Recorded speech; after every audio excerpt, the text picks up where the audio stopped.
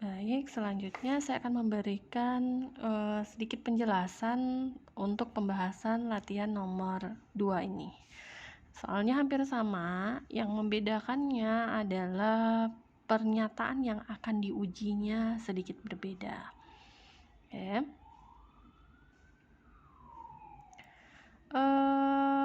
Di sini dikatakan bahwa seorang akuntan menduga bahwa dia bisa melengkapi sebuah standar pengembalian pajak rata-rata dalam waktu 1 jam. Nah, kalau kita tuliskan berarti mu sama dengan 1 jam, atau kalau di sini satuannya yang lain semuanya menit, berarti ini adalah sama dengan 60 menit.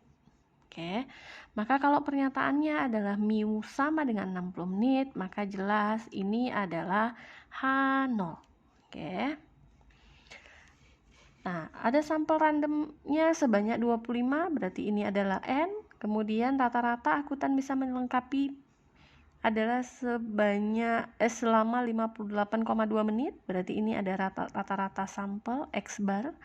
Kemudian dengan standar deviasi sampelnya adalah 5, berarti ini adalah S. Nah, pernyataannya yang akan diuji adalah apakah cukup bukti bahwa akuntan tersebut bisa menyelesaikan standar pengembalian pajak lebih dari 1 jam. Nah, ini yang tadi saya jelasin. Lebih dari 1 jam atau lebih dari 60 menit. Nah, untuk H0 mu sama dengan 60, maka HI-nya bisa saja tandanya tidak sama dengan, atau bisa juga besar dari atau kecil dari, tergantung pernyataannya. Di sini ada permintaan khususnya, dia mau menguji lawan dari sama dengan 60 ini apakah jangan-jangan lebih dari 60 menit gitu. Maka berarti HI di sini adalah bukannya mu tidak sama dengan 60, tetapi mu-nya adalah lebih dari 60. Bu, apa bisa H0-nya mu-nya sama dengan HI-nya, mu-nya adalah besar dari? Bisa saja, yang penting dia saling bertentangan.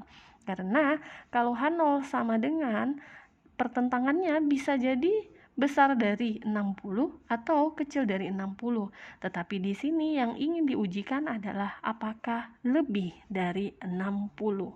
Maka dari sini kita bisa tuliskan beberapa hal yang kita bisa ketahui, yaitu tadi H0 adalah mu sama dengan 60 menit, HI adalah mu besar dari 60 menit, kemudian N-nya adalah 25, kemudian X bar-nya 58,2,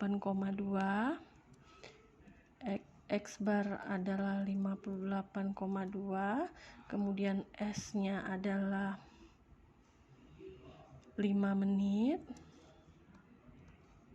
kemudian alfanya adalah 10%. Maka ini uji apa? Jelas tadi ini adalah uji T. Kenapa uji T? Karena yang mau diuji adalah rata-rata dari populasi dan T-nya tidak diketahui. Atau juga N-nya kecil dari 30. Nah, di manakah letak daerah kritisnya? Apakah daerah kritisnya adalah nih, kalau ini adalah titik 0 di tengah ini untuk uji T, maka daerah kritisnya adalah tergantung kepada HI. Kalau HI-nya besar dari, maka berarti daerah kritisnya ada di kanan sini.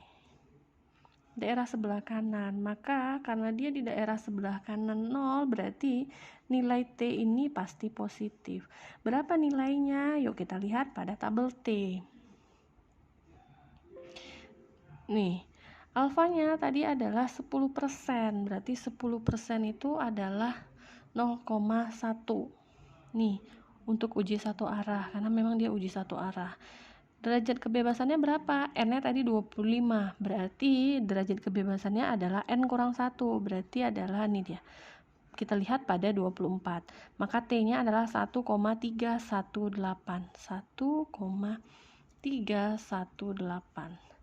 1,318. Nah, kita lakukan perhitungan untuk T hitungnya. Berapakah nilai T hitung? T hitung itu adalah X bar, ini 58,2 dikurangi dengan 60, dibagi dengan S-nya 5, dibagi dengan akar N, akar 25, ini 1 ya, 5 bagi 5, ini minus, berapa ini? 60 kurangi 8, ya, no, ini 0,8, ini jadi 9 kurang 8, 1, ini 0, salah, 0,18 ya,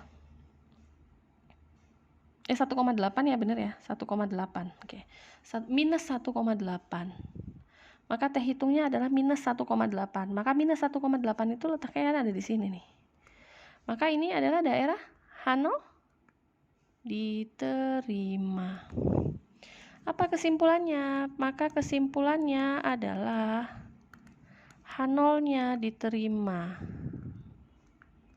Kalau H0 diterima artinya apa? Artinya bahwa rata-rata pengembalian atau akuntan tersebut menyelesaikan itu adalah 60 menit. Katanya apakah lebih dari 60 menit? Maka tidak lebih dari 60 menit. Oke, baik, ini dia penjelasan dari latihan soal yang kedua. Kalau ada yang mau didiskusikan, silahkan ditanyakan ya. Terima kasih. Assalamualaikum warahmatullahi wabarakatuh.